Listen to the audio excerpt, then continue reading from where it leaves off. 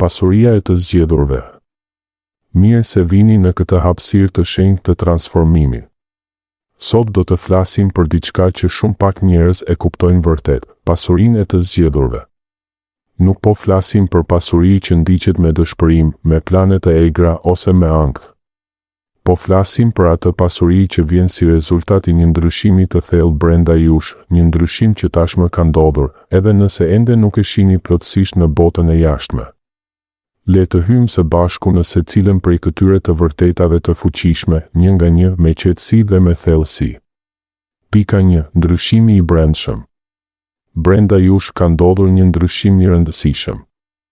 Ju e keni ndier këtë ndryshim shumë përpara se ta kuptoni me mendje. Ndoshta e keni ndier si një trazir të butë, si një shqetësim të çuditshëm, si një dëshirë për diçka më të madhe, ose thjesht si një paqe të papritur në mes të kaosit. Ky ndryshim nuk ishte rastësi.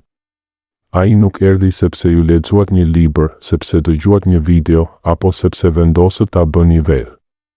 Ky ndryshim u caktua me saktësi nga lart. Ai u programua në kohën e duhur hyjnore. Ju tashmë nuk jeni më personi që ishit para një viti, para 6 muajsh, apo edhe para 3 muajsh. Diçka brenda jush është zgjuar. Diçka është rilindur. Një pjesë e vjetër e vetes ka vdekur në heshtje dhe një version më i lartë, më i pastër, më i fuqishëm i jush po merr frym për herë të parë. Ky ndryshim i brendshëm është themeli i gjithçkaje që po vjen. Pa këtë ndryshim, pasuria do të ishte e rrezikshme për ju. Pa këtë ndryshim, bolloku do t'ju shkatëronte. Por tani, sepse keni ndryshuar brenda, ju jeni gati ta prisni atë me dinjitet, me përgjegjësi dhe me hir. Pika 2. Vonesat si përgatitje. Të gjitha ato periudha kur gjithçka dukej e bllokuar, kur asgjë nuk lëvizte, kur mundësitë dukej sikur ishin zhdukur, ato nuk ishin dështime. Ato ishin kohë ndërtimi të heshtur. Zoti, universi, forca hyjnore, si të doni ta quani, nuk po ju ndëshkonte. Po ju përgatiste. Çdo ditë vonese, çdo muaj heshtjeje, çdo vit pritjeje ishte një leksion i fshehtë që po ju jepte kapacitetin e nevojshëm për të mbajtur pasurinë që po vjen. Sepse bolloku i vërtet nuk vjen tek ai që është i papërgatitur. Ai nuk vjen tek ai që ende ka mendje të ngushtë, zemër të frikësuar ose sistem nervor të paqëndrueshëm. Bolloku kërkon hapësirë. Kërkon strukturë. Kërkon një enë të fortë që mund ta mbajë atë pa u thyer. Ju po ndërtoheshit në heshtje. Po forcoheshit. Po zgjeroheshit. Po mësoni të qëndroni të qetë kur asgjë nuk dukej se po ndodhte. Kjo është prova më e madhe e besimit, të besosh kur nuk sheh asnjë shenjë. Tani koha e ndërtimit të heshtur po mbaron. Ju jeni gati. Ena juaj është bërë mjaft e madhe dhe mjaft e fortë për të pritur rrjedhën e bollokut. Pika 3. Qetësia si magnet. Pasuria e vërtet nuk tërhiqet nga dëshpërimi, nga urgjenca apo nga ankthi. Ajo tërhiqet nga qetësia. Kur ju jeni të qetë brenda, kur mendja juaj nuk është në luftë të vazhdueshme, kur sistemi juaj nervor është në gjendje pushimi dhe sigurie, atëherë ju bëheni si një magnet i fuqishëm për mundësitë, njerëzit e duhur dhe burimet e bollokut. Shumë njerëz e humbasin pasurinë pikërisht sepse e ndjekin me frikë. Sa më shumë vrapojnë, aq më shumë ajo largohet. Sepse pasuria nuk do të vijë tek dikush që do ta shkatërrojë veten me të. Por kur ju qëndroni të qetë, të sigurt, të besueshëm, edhe nëse jashtë ende nuk ka asgjë të dukshme, ju po i dërgoni një sinjal të qartë botës. Unë jam gati. Unë mund ta mbaj këtë. Unë nuk do të thyem prej ti.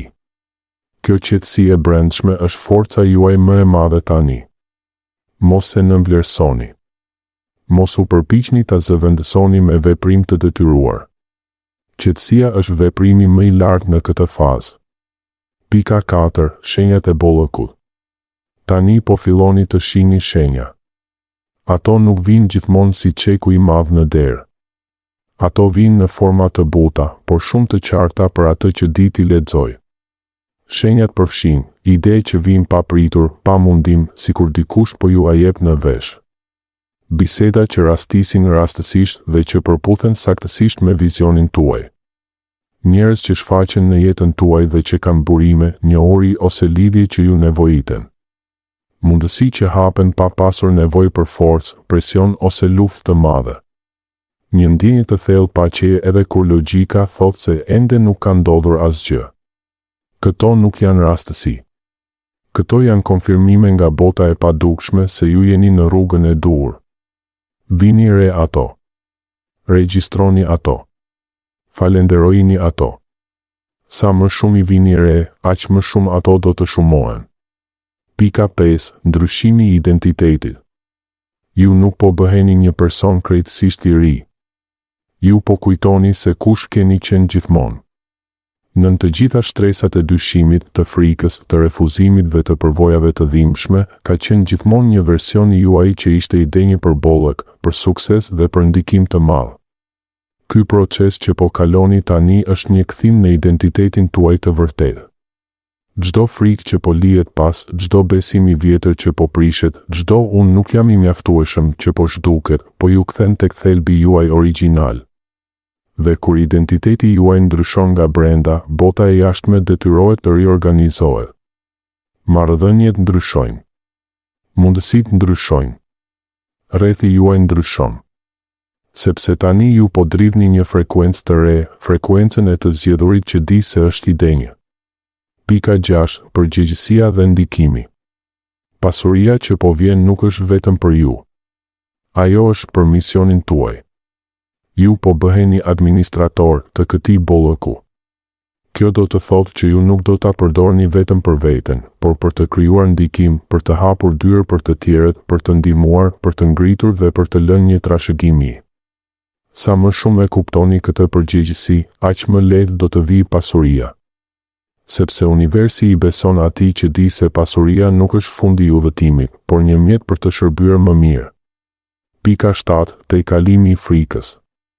Ndoshta tani po ndjeni disa frikëra të vjetra që dalin në sipërfaqe.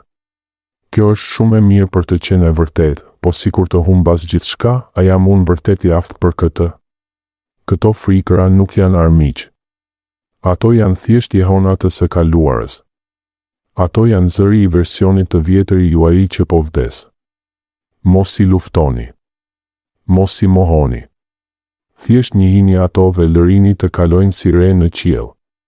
Ju tani keni një identitet të ri. Ju keni një besim të ri. Ju keni një qetësi të re. Frika mund të jetë aty, por ajo nuk merr më vendimet për ju. Përfundimi. Qëndroni të qetë.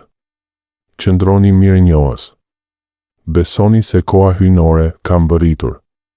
Ajo që u përgatit në botën e padukshme për muaj, për vite, po merr formë tani në realitetin tuaj. Ju jeni të zgjedhur për këtë bollë. Ju jeni të përgatitur për këtë bollë. Dhe tani, ai po vjen tek ju. Qëndroni në këtë energji. Qëndroni në këtë besim. Dhe shikoni si gjithçka fillon të ndryshojë.